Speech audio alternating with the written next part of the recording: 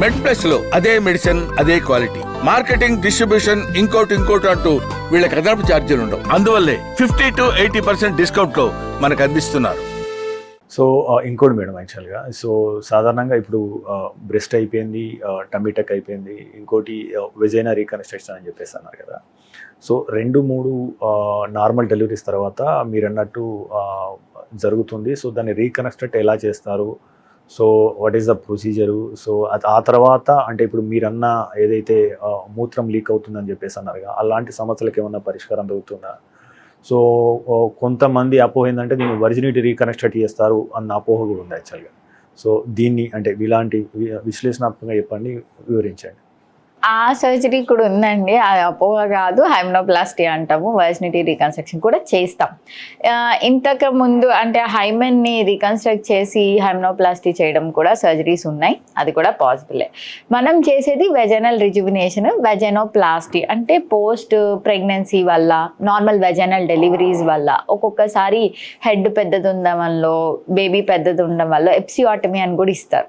So ఇట్లాంటి వల్ల vagina లాక్స్గా అయిపోయి పెల్విక్ ఫ్లోర్ మజిల్స్ వీక్గా ఉంటే కొన్ని పోస్ట్ డెలివరీస్ ఎక్సర్సైజ్ అవి చెప్తాం, అవి ఫాలో అయిన తర్వాత కూడా ఇట్ కెన్ పర్సిస్ట్. అలాంటప్పుడు ఈ వెజైనోప్లాస్టీ అని చేస్తాం. వెజైనోప్లాస్టీలో పోస్టీరియర్ వాల్ని రిసెక్ట్ చేసి టైటనింగ్ చేస్తాం, అది వెజైనోప్లాస్టీ. మీరు వెజైనల్ రీకన్స్ట్రక్షన్ అన్నారు కదా, అదేంటంటే ఒక్కోసారి వెజైనా అన్నది ఉండదు, డెవలప్ అవ్వదు. అది కొన్ని డెవలప్మెంటల్ ఎనామలీస్, ఎంఆర్కేహెచ్ఏ సిండ్రోమ్ అని, ముల్లేరియన్ ఎజెనెసిస్ అని ఉంటాయి. అట్లాంటి వాళ్ళల్లో కూడా వెజైనల్ రీకన్స్ట్రక్షన్ కూడా చేస్తాం. అప్పుడు ఫ్లాప్స్తో అంటే గ్రాయిన్ నుంచి ఫ్లాప్స్ తీసుకొని వెజైనాని మొత్తం రీకన్స్ట్రక్ట్ చేస్తాం, అది కూడా పాసిబుల్లే. సో ఇట్లాంటివన్నీ చేస్తూ ఉండగా కూడా pelvic floor muscle strengthening very important. అది ఇంట్లో ఎక్సర్సైజెస్, కీగల్స్ ఎక్సర్సైజ్ అని ఉంటే అవి కూడా చెప్తాము ఎలా చేయాలో. అండ్ ఈ మధ్య కాలంలో మనకి చైర్స్ వచ్చాయి, ఈ పెల్విక్ ఫ్లోర్ మజిల్ స్ట్రెంథనింగ్కి చైర్స్ వచ్చాయి, అట్లాంటివి కూడా అడ్వైజ్ చేస్తాము. అండ్ చాలా నాన్ సర్జికల్ మెథడ్స్ కూడా ఉన్నాయి వెజైనల్ రిజువినేషన్కి.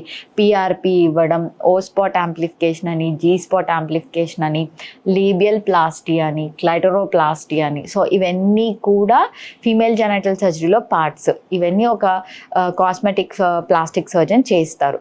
పేషెంట్స్కి చాలా మటుకు ఇలాంటి ఇన్హిబిషన్స్ ఉంటాయి మాట్లాడడానికి.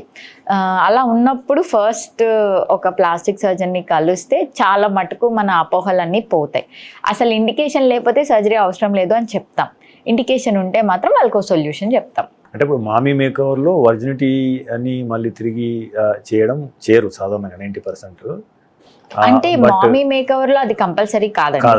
అంటే సాధారణంగా ఈ కేసులు ఎప్పుడు వస్తాయి? సాధారణంగా కొంతమంది అడుగుతూ ఉంటారు, అది పర్సనల్ చాయిస్. బిఫోర్ మ్యారేజ్ అడగచ్చు. కొంతమంది మళ్ళీ హైమెన్ రీకన్స్ట్రక్షన్ కి చాలా ఇండికేషన్స్ ఉంటాయి, కొంతమంది అది పర్సనల్ చాయిస్ అండి. అది మామీ మేకవర్ లో పార్ట్ లాగా కాదు, it's not a definitive part. ఇది ఎవరైనా చేయించుకోవచ్చు, ఎవరికైనా హైమెన్ రీకన్స్ట్రక్ట్ చేయించుకోవాలనుకుంటే ఎప్పుడైనా చేయొచ్చు. అంటే అప్పుడు అంటే వజైనా ఇంకొద్దిగా టైట్ అయ్యి ఇంకా వేరే హైమెన్ ఇస్ డిఫరెంట్ అండి. Vaginal tightening is వెజైనోప్లాస్టీ. హైమెన్ అంటే ఎంట్రన్స్ టు ద వెజైనా అనమాట. దాన్ని మనకి ఒక మెమ్బ్రెయిన్ లాగా ఉంటుంది, అది వర్జినిటీ బ్రేక్ అయినప్పుడు అది లూజ్ అవుతుంది అనమాట, అది మళ్ళీ రీకన్స్ట్రక్ట్ చేయొచ్చు, దాన్నే హైమెనోప్లాస్టీ అంటారు.